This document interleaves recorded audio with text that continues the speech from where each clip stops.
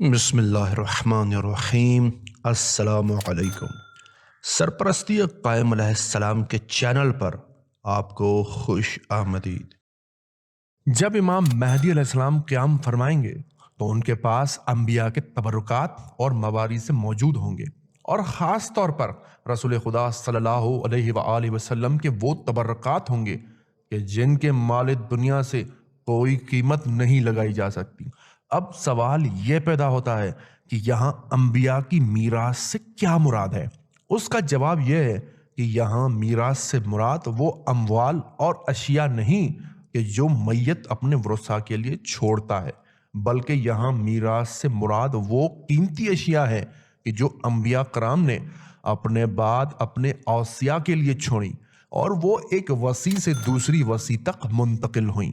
یہ موارث و تبرکات گزشتہ انبیاء سے حضرت محمد مصطفیٰ تک پہنچی، اور رسول خدا کی وفات کے بعد یہ تبرکات بما رسالت مآب کے تبرکات حضرت علی ابن ابی طالب علیہ السلام رسول خدا کے شرعی خلیفہ اور جانشین کو منتقل ہو گئیں۔ ان کے بعد امام حسن مجتبیٰ کو اور اسی طرح ایک کے بعد دوسرے امام معصوم کو منتقل ہوئیں، حتیٰ کہ خاتم الاوصیاء رسول خدا کے 12ویں خلیفہ امام مہدی منتظر تک پہنچی، اور اب یہ امام کے پاس موجود ہیں اور وہ اپنے ظہور تک ان کی حفاظت کریں گے۔ پھر سوال یہ اٹھتا ہے کہ اس زمانے میں ان تبرکات کی کیا ضرورت ہوگی؟ جواب یہ ہے کہ ان موارث و تبرکات انبیاء کا امام مہدی علیہ السلام کے پاس موجود ہونا ان کی انبیاء سے قرابت کو بیان کرے گا کہ وہ تمام لوگوں سے زیادہ انبیاء و اوصیاء سے نسبت رکھتے ہیں۔ وہی آسمانی اور الہی خط کا پھیلاؤ، یعنی جو حضرت آدم علیہ السلام ابو البشر سے لے کر امام مہدی منعقد البشر تک پھیلا ہوا ہے، اور اس کے علاوہ کچھ دیگر مقاصد کے لیے یہ تبرکات امام مہدی علیہ السلام کے پاس موجود ہوں گی۔ ہم اس موضوع پر چند احادیث پیش کرتے ہیں۔ حضرت امام محمد باقر علیہ السلام نے فرمایا، جب حضرت قائم ظہور کریں گے تو ان کے پاس رسول خدا کا جھنڈا، حضرت سلیمان کی انگوٹھی اور حضرت موسیٰ کا پتھر اور عصا ہوگا۔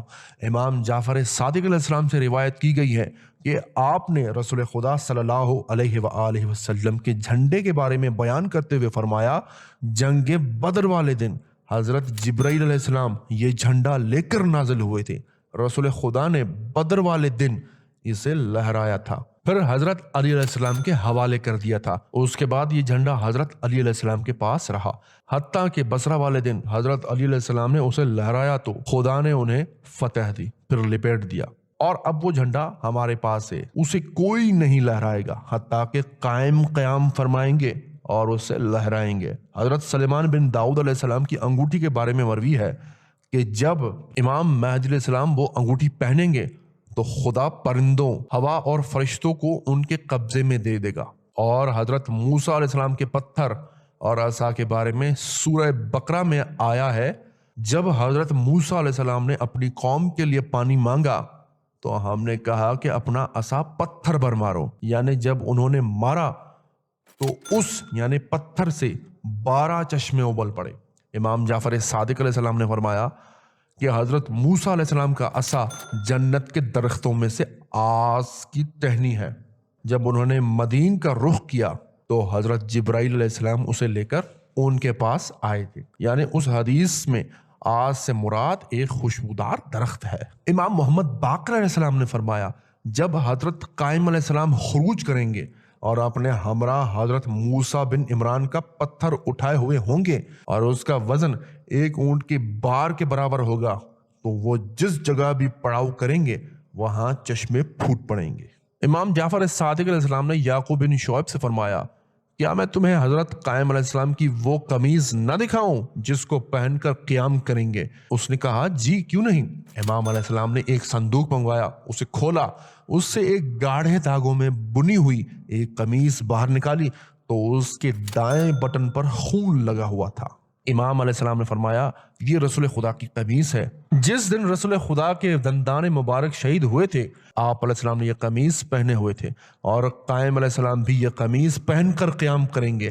امام محمد باقر علیہ السلام نے فرمایا، حضرت موسیٰ کا عصا حضرت آدم علیہ السلام کا تھا، پہلے یہ حضرت شعیب علیہ السلام کے پاس آیا، پھر حضرت موسیٰ بن عمران کے پاس پہنچا، اور اب وہ ہمارے پاس ہے۔ میں ابھی اسے دیکھ کر آیا ہوں۔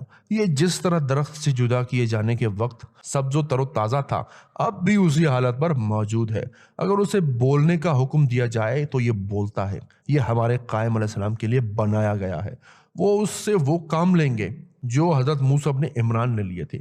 اسے جو حکم دیا جاتا ہے بجا لاتا ہے، اور اگر اسے زمین پر ڈال دیا جائے تو یہ اپنی زبان سے اہل باطل کے سحر اور جادو کا کام تمام کر دیتا ہے۔